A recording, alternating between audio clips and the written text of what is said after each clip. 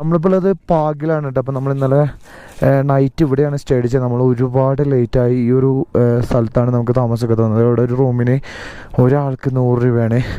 ഒരു കാരണവശാലും ഇവിടെ നിങ്ങൾ സ്റ്റേ അടിക്കേണ്ടി. ലൈലൊക്കെ വരുന്നുണ്ടെങ്കിൽ കിലോങ് അല്ലെങ്കിൽ സിസു അല്ലെങ്കിൽ ജിസ്പയിൽ സ്റ്റേ അടിച്ചിട്ട് അതിരാവിലെ ഇറങ്ങിയിട്ടുണ്ടെങ്കിൽ നിങ്ങൾക്ക് ഡയറക്റ്റ് ലൈവ് പിടിക്കാം. ഒരു കാരണവശാലും നിങ്ങൾ ഈ പറഞ്ഞ സെർച്ചും അതേപോലെ തന്നെ പങ്കിൽ സ്റ്റേ അടിക്കരുത്. ഞങ്ങളിവിടെ സ്റ്റേ അടിച്ച് പെട്ട് ഞങ്ങളുടെ കൈയൊക്കെ നീല കളറാണ് രാവിലെ. കാരണം എന്ന് വെച്ചാൽ ഇവിടെ നൈറ്റ് -ഡിഗ്രിയാണ് ഇവിടുത്തെ ടെമ്പറേച്ചർ. പിന്നെ ഇവിടെ ഓക്സിജൻ കുറവാണ്. നല്ല തരത്തിൽ നൈറ്റ് പണി കിട്ടാനുള്ള ചാൻസ് ഉണ്ട്. ഓൾറെഡി നമ്മുടെ ടീമിലത്തെ 1-2 മെമ്പേഴ്സ് തല കറങ്ങി വീണു. നമ്മളിവിടെയാണ് അവർക്ക് ആവശ്യമായിട്ടുള്ള ചികിത്സയും കാര്യങ്ങളൊക്കെ കൊടുത്തത്. അപ്പോൾ ദയവ് ചെയ്ത് 2 സ്ഥലങ്ങളിലും സ്റ്റേ അടിക്കാണ്ടിരിക്കുക. നമുക്കൊരു 6 മണി വരെ ഒരു പ്രോബ്ലം ഉണ്ടായിരുന്നില്ല. പിന്നെ 5 മണിക്ക് ശേഷം ഒരു കാരണവശാലും ഈ വഴികളിലൂടെ ട്രാവൽ ചെയ്യാണ്ടിരിക്കുക. ഒരു വല്ലാത്ത അവസ്ഥയിലായിരുന്നു ഇന്നലെ. ഒരു പോളം ഞങ്ങൾ കണ്ണടച്ചിട്ടില്ല. ഒരു ജാതി ശ്വാസം മുട്ടും തണവും. ഇപ്പോൾ പുറത്തേക്ക് ഇറങ്ങി കഴിഞ്ഞിട്ടുണ്ടെങ്കിൽ നമ്മുടെ കൈയൊക്കെ മരവിച്ച് നമ്മൾ ചിലപ്പോൾ അവിടെ ചത്ത് വീണു പോകും. അങ്ങനത്തെ അവസ്ഥയാണ്. ചിലപ്പോൾ മരിച്ചു തന്നെ പോകും നിങ്ങൾക്ക് കപ്പാസിറ്റി ഇല്ലെങ്കിൽ. ഇപ്പോൾ നമ്മൾ റൈഡ് ഏകദേശം 10 മണിക്കാണ് ഇവിടെ നിന്ന് സ്റ്റാർട്ട് ചെയ്യണത്. ഇപ്പോഴാണ് ടെമ്പറേച്ചർ ഒന്ന് സെറ്റായി വന്നത്.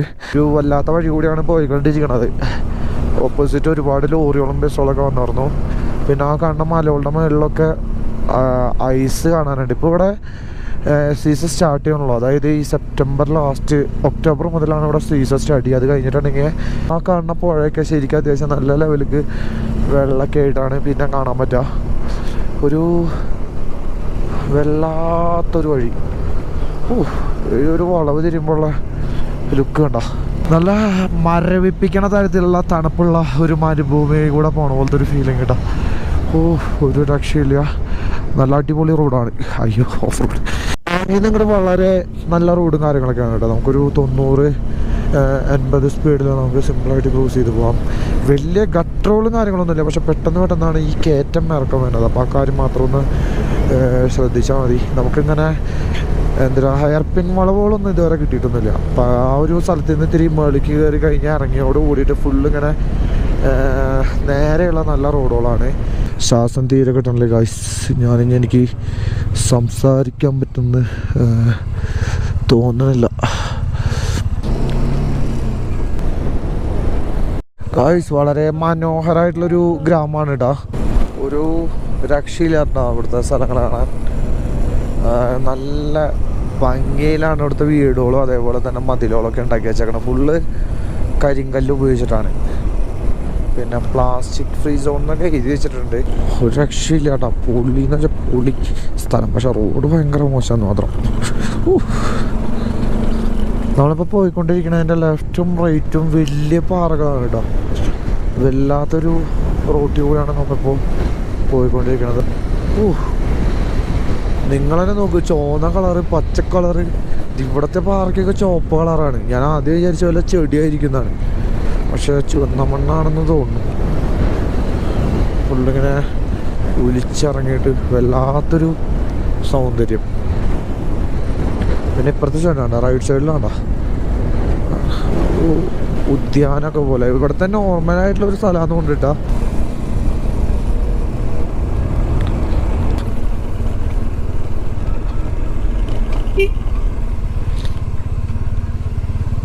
നല്ല പച്ച കളറാണ് കേട്ടോ നമ്മുടെ റൈറ്റ് സൈഡിൽ കാണുന്ന ഈ ഒരു പുഴയിലത്തെ വെള്ളത്തിന്. പിന്നെ മലകളൊക്കെ വേറെ ഏതോ തരത്തിലുള്ള കളറ്. താഴെ ഫുള്ള് ഈ മഞ്ഞ പച്ച എല്ലാ കളറുകളും ഉണ്ട്.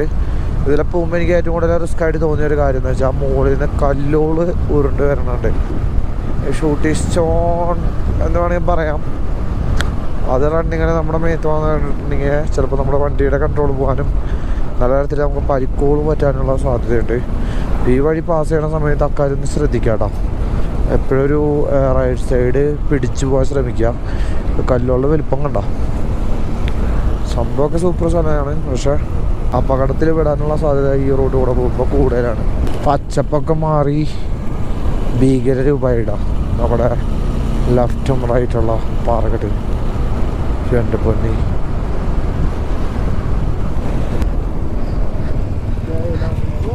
ഹായ്.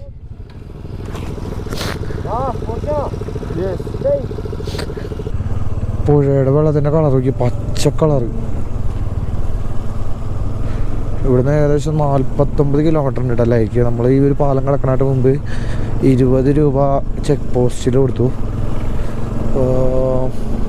ഇത് അത്യാവശ്യം ഒരു തിരക്കുള്ള സിറ്റിയാണെന്ന് തോന്നുന്നു.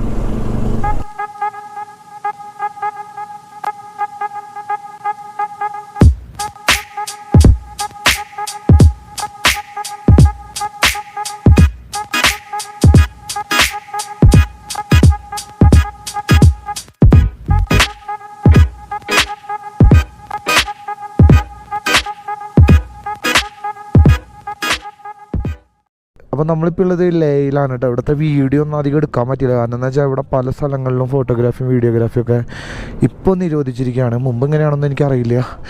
നമ്മൾ താമസിക്കണ ഹോട്ടലാണിത്. ഇപ്പോൾ സമയം ഏകദേശം 1 മണിയായിട്ടുണ്ട്. നമ്മൾ കറുത്തങ്ങല പാസ് കാണാൻ വേണ്ടി പോവാണ്. പല സ്ഥലങ്ങളിലേക്ക് നമുക്ക് പാസ്സൊന്നും കിട്ടിയില്ല കേട്ടോ. ഏകദേശം ഇവിടേക്കുള്ള റൂട്ടും കാര്യങ്ങളൊക്കെ അടയ്ക്കാനുള്ള ചാൻസ് ഉണ്ടെന്ന് തോന്നുന്നു. പല സ്ഥലങ്ങളിലേക്ക് നമുക്ക് പാസ് കിട്ടിയില്ല. അപ്പോൾ എന്തായാലും ഇതെങ്കിലും ഒന്ന് കണ്ടിട്ട് നമ്മൾ നാളെ ഇവിടെ നിന്ന് ഇറങ്ങാൻ പോവാണ്. ഞാൻ ഇന്നലെ പറഞ്ഞ പോലെ തന്നെ നമ്മുടെ കൂടെയുള്ളൊരു കൂട്ടുകാരനെ ഓക്സിജൻ സിങ്ങിട്ടിട്ട് ഭയങ്കരമായിട്ട് അവൻ ടയേർഡായി. പിന്നെ അവൻ ഒറ്റയ്ക്കാക്കിയിട്ട് ഇത്രയും പേരുണ്ട് കേട്ടോ. നമ്മൾ ഏകദേശം ഒരു 10-18 പേരോളം ഉണ്ട്. അവൻ ഒറ്റയ്ക്കാക്കിയിട്ട് നമ്മൾ റൈഡ് കണ്ടിന്യൂ ചെയ്യണത് ശരിയല്ലാന്ന് തോന്നി. ഇപ്പോൾ ഇവൻ്റെ അവസ്ഥ നമ്മൾ നേരിട്ട് കണ്ടുകൊണ്ട് നമ്മൾ നാളെ അവനെ കൊണ്ട് തിരിച്ച് നാട്ടിലേക്ക് പോകാനുള്ള പ്ലാനിങ് ആണ്. നമ്മൾ താമസിക്കുന്ന ഹോട്ടലിൽ നിന്ന് 37 കിലോമീറ്റർ അപ്പുറത്താണ് ഈ ഒരു ലോകത്തിലെ ഏറ്റവും വലിയൊരു പാസ് എന്ന് പറയുന്നത്. മോട്ടോർ സൈക്കിൾസിന് പോകാൻ പറ്റണ വഴി എന്ന് പറയുന്നത് ഏറ്റവും ഉയരം കൂടിയ വഴി കേട്ടോ.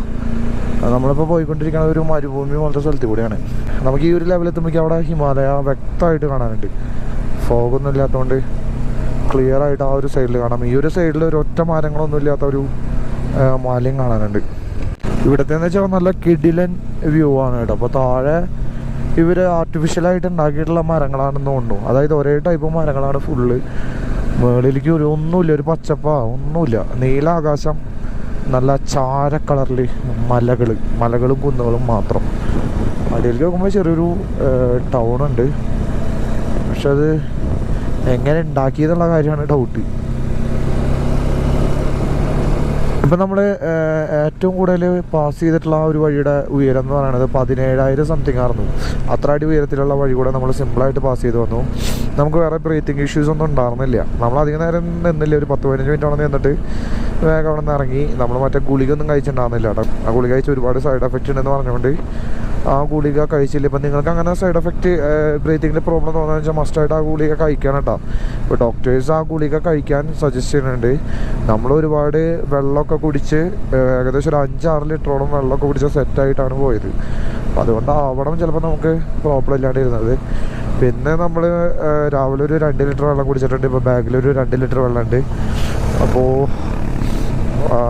സെറ്റാവുമെന്ന് തോന്നുന്നു. നമ്മൾ ഉച്ചയ്ക്ക് ഫുഡൊന്നും അടിച്ചിട്ടില്ല. അവിടെ പോയവർക്ക് കുറേ പേർക്കൊക്കെ മൂക്കിൽ നിന്നൊക്കെ ബ്ലഡ് വന്ന് കുറച്ച് സീനൊക്കെ ഉണ്ടായിട്ടുണ്ട്. നമുക്കൊന്നും പറ്റില്ല എന്ന് വിചാരിക്കണം. ഇനി ഇവിടെ നിന്ന് ഏകദേശം ഒരു 25 കിലോമീറ്റർ കൂടെ ഉണ്ട് കേട്ടോ. നമുക്ക് ഇവിടെ നിന്ന് തന്നെ ചെറിയ തരത്തിൽ ബ്രീത്തിങ് സീനായി തുടങ്ങി. എന്താ സംഭവം എന്നറിയില്ല. അപ്പോൾ ഇനി അവിടെ എത്തിയിട്ട് സംസാരിക്കാൻ പറ്റാന്ന് വെച്ചാൽ ഞാൻ അതിനെക്കുറിച്ചുള്ളൊരു കൂടുതൽ ഡീറ്റെയിൽസ് പറയാം. എന്തെങ്കിലും സീനായിട്ടുണ്ടെങ്കിൽ ജസ്റ്റ് ഈ കാഴ്ചകളൊന്ന് കാണിക്കാം നിങ്ങളെന്തായാലും. നമ്മുടെ ചുറ്റും നിറച്ച് പറഞ്ഞ മൺകൂനോളൊക്കെയാണ്. അങ്ങ് അത്തരത്തിൽ മൺകൂനോളുടെ ഇടയിൽ കൂടെയുള്ളൊരു റൂട്ട് കൂടെയാണ് നമ്മൾ പോണത്. ചെറിയ ചെറിയ ചെടികൾ മാത്രമാണ് ഇവിടെ ഉള്ളത്. വേറെ മരങ്ങളോ കാര്യങ്ങളോ ഒന്നും ഇല്ല കേട്ടോ. ചെറിയൊരു വ്യൂ പോയിന്റ് ആണെന്ന് തോന്നുന്നു. വെള്ളപോളൊന്നും ഒരു രക്ഷയില്ല കേട്ടോ. മോളിൽ നിന്ന് കല്ലുരുണ്ട് വീണാണ് സീൻ. ആ കാണണ മലയുടെ മുകളിൽ കുറച്ച് മഞ്ഞൊക്കെ കാണാനുണ്ട്. ഇവിടെ വരണവർക്ക് എന്തായാലും ഈ ഒരു വെളുത്തുള്ളിയുടെയും അതേപോലെ കർപ്പൂരത്തിൻ്റെയും നല്ല ശുദ്ധ വെള്ളത്തിൻ്റെയും ഓക്സിജൻ്റെ ഒക്കെ വില മനസ്സിലാവും എന്നുള്ളത് 100% ഉറപ്പാണ്. ചെറുതായിട്ട് ശ്വാസം മുട്ടിയപ്പോൾ നമ്മളൊരു വെളുത്തുള്ളി കടിച്ചു പിടിച്ചേക്കാണ്. കർപ്പൂരം നമ്മളെടുക്കാൻ മറന്നു. നല്ല തരത്തിൽ തന്നെ സഹായിക്കുന്നുണ്ട് നമ്മളെ തളരാണ്ട് ഈ സംഭവങ്ങൾ. മേഘങ്ങളുടെ നിഴലാണ് കേട്ടോ ഈ കരിഞ്ഞ് ഉണങ്ങിയ പോലെ ഞങ്ങൾ ഈ മലകളിൽ കാണുന്നത്. ഇവിടെ എന്തോ ഒരു ആർമി ക്യാമ്പുണ്ട്. നമ്മളെടുത്ത പാസ് ഇവിടെയാണ് കാണിക്കേണ്ടത്. ഒരാൾക്ക് 470 രൂപ വെച്ചിട്ടാണ് കേട്ടോ നമ്മൾ പാസ് എടുത്തേക്കണത്. ഇവിടുന്ന് ഇനി ഓക്സിജനും കൂടെ ചെക്ക് ചെയ്യണം. നമ്മുടെ ശരീരത്തിലത്തെ ഓക്സിജൻ്റെ അളവും കൂടെ ചെക്ക് ചെയ്തിട്ട് മാത്രമാണ് നമുക്ക് മുകളിലേക്ക് പോകാൻ പറ്റുള്ളൂ. നമ്മൾ കുടിക്കണ വെള്ളം മൊത്തം പെട്ടെന്ന് മൂത്രമൊഴിച്ച് പോയിക്കൊണ്ടിരിക്കുകയാണ്. അപ്പോൾ നല്ല തരത്തിലിവിടെ ഓക്സിജൻ്റെ അളവ് കുറവാണെന്നാണ് പറയണത്. ഇനി ഇവിടെ നിന്നൊരു 12 കിലോമീറ്റർ കൂടെ ഉണ്ട് കേട്ടോ. അപ്പോൾ അതിന് മുമ്പ് കുറച്ച് നമുക്ക് ഓഫ് റോഡ് കിട്ടിയിട്ടുണ്ട്. വലിയ കുഴപ്പമൊന്നുമില്ല. അവിടത്തൊക്കെ ഫുള്ള് മഞ്ഞൊരുക്കി കേട്ടോ. മഞ്ഞൊക്കെ ഒരുക്കി ചെറുതായിട്ട് അപ്പുറത്തെ മലയുടെ മുകളിൽ മഞ്ഞൊക്കെ കാണാനുണ്ട്. ഇവിടുത്തെ ഒരു വ്യൂ ആണ് കേട്ടോ. താഴേക്ക് നോക്കിയാൽ എല്ലായുടെ ഭൂരിഭാഗം കാഴ്ചകളും കാണാം. അത്യാവശ്യം നല്ല റിസ്ക് പിടിച്ചിട്ടുള്ള ഒരു റോഡ് കൂടെയാണ് ഇപ്പോൾ നമ്മൾ പോണത്. ഒരു 14,000 അടിയോളം ഉയരത്തിലേക്കൂടെ. ഇവിടുന്ന് ഏകദേശം 7 കിലോമീറ്റർ കൂടെ ഉണ്ട്. നിർത്തുമ്പോൾ സീനാണ്. വല്ലാത്ത ബ്രീത്തിങ് പ്രോബ്ലം ഉണ്ട്. ഒറ്റയടിക്ക് അങ്ങോട്ട് പോകാനും പറ്റില്ല, നിർത്തി പോകാനും പറ്റില്ല. വല്ലാത്തൊരവസ്ഥ.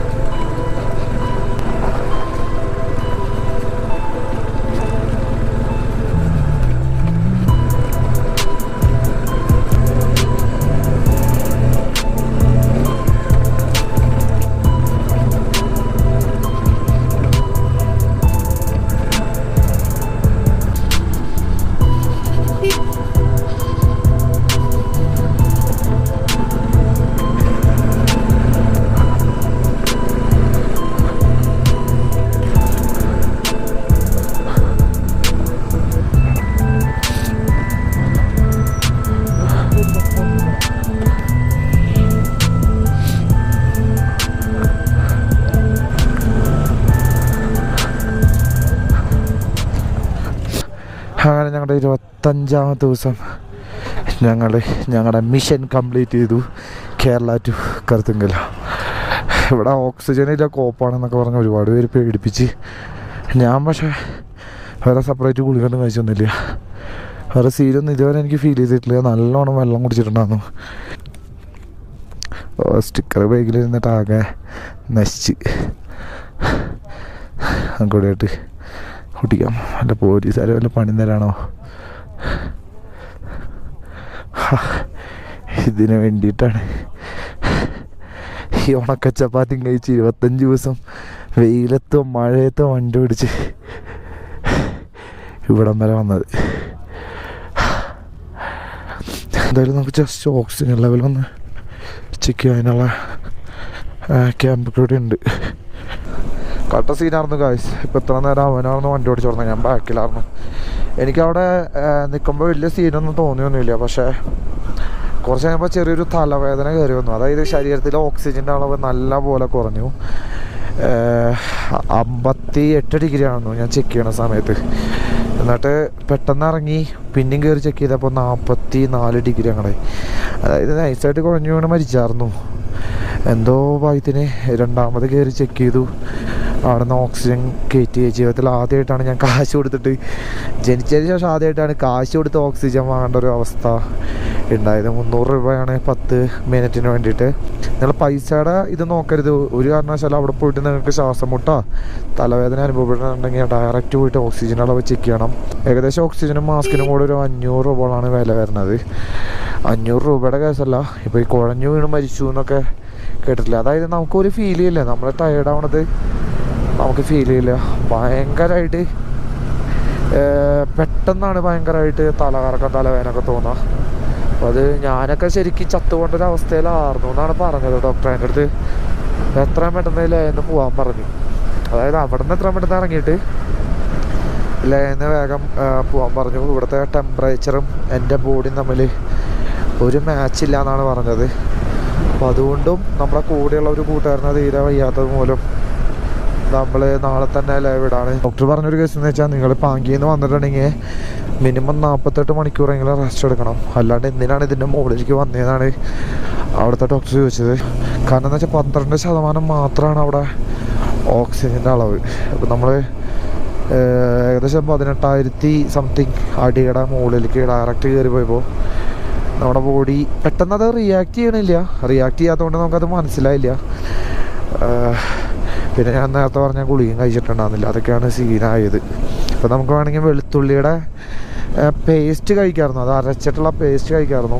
വെളുത്തുള്ളി കടിച്ചൊടിച്ചപ്പോൾ നമുക്ക് ഛർദ്ദിക്കാനൊക്കെ വന്നു. അപ്പോൾ അതൊരു കാരണവശാലും ചെയ്യരുത് എന്നാണ് ഇവിടെ നിന്ന് പറഞ്ഞത്. നിൽക്ക് ഒരു മിനിറ്റ്. അപ്പോൾ നമ്മുടെ മലപ്പുറത്ത് നിന്ന് സ്പ്ലെൻഡർ ഓടിച്ച് അവൻ്റെ പേര് പറഞ്ഞ് മുഹമ്മദ്, പിന്നെ 2 പേര് മലപ്പുറത്ത് നിന്ന് സൈക്കിൾ ഓടിച്ചിട്ട് ഇതാ ഇവിടം വരെ എത്തിയിട്ടുണ്ട്. നിങ്ങൾ നേപ്പാളും ഭൂട്ടാനൊക്കെ പോകാൻ പോലെ അനുസരിച്ച് ഒരു പൊളിക്ക്. എടാ പേരെന്തായിരുന്നു? ഷാമിൽ നസീബ് ബ്രോ. നമ്മളിവിടെ വെച്ച് പരിചയപ്പെട്ടാണ്. പിന്നെ ഈ മച്ചാൻ്റെ വീട് ചാവക്കാടാണ്. മച്ചാൻ ആളുടെ ഓട്ടോറിക്ഷ ഇട്ടിട്ട് റൈഡ് ചെയ്ത് ഹിമാലയ എടുത്ത് ഇവിടം വരെ വന്ന് പൊളിക്കാണ്. എല്ലാവരും വേറെ ലെവലിൽ മച്ചാന്മാരാണ്. അപ്പോൾ ജസ്റ്റ് ഒരു ഹായ്. മലപ്പുറം കോഴിക്കോട്ടുകാരൊന്നും ഒരു രക്ഷയില്ല കേട്ടോ. നമ്മളിപ്പോൾ എത്ര ആൾക്കാരൊക്കെ ഉണ്ടെന്ന് അറിയൂ. വടകരയിൽ നിന്ന് തന്നെ ബസ് വിളിച്ചിട്ട് ഡൽഹിയിൽ വന്ന് അവിടെ നിന്ന് ബസ് വിളിച്ച് നമ്മുടെ ലഡാക്ക് ലേലടിച്ച ടീംസിനെ വരെ നമ്മൾ പരിചയപ്പെട്ടു. ഏറ്റവും കൂടുതൽ അവിടെ നിന്നുള്ള ടീംസിനെയാണ് നമ്മളിപ്പോൾ ഈ ഒരു റൈഡിൽ പരിചയപ്പെട്ടത്. ഒരു രക്ഷയില്ല. ഡിയോ ഓടിച്ച് വന്ന്, സ്പ്ലെൻഡർ ഓടിച്ച് വന്ന്, ഇതിപ്പോൾ സൈക്കിൾ ഓടിച്ചിട്ട് അയ്യോ വല്ലാത്ത യാത്രകളോട് വല്ലാത്തൊരു ഇതാണ് മലപ്പുറം കോഴിക്കോട് ഭാഗത്തുള്ള ടീംസിന്. ഏകദേശം ഒരു 5:42 ആയിട്ടുണ്ട്. ഇപ്പോഴത്തെ അവിടുത്തെ വ്യൂ ഒരു രക്ഷയില്ല ഗൈസ്. പൊളിച്ച്. നിങ്ങൾക്ക് എത്രമാത്രം അത് ഫീൽ ചെയ്യണമെന്ന് എനിക്കറിയില്ല. വല്ലാത്തൊരു പ്രത്യേക ഭംഗിയിലാണ് ഇപ്പോൾ ഈ ഒരു ഏരിയ മുഴുവൻ.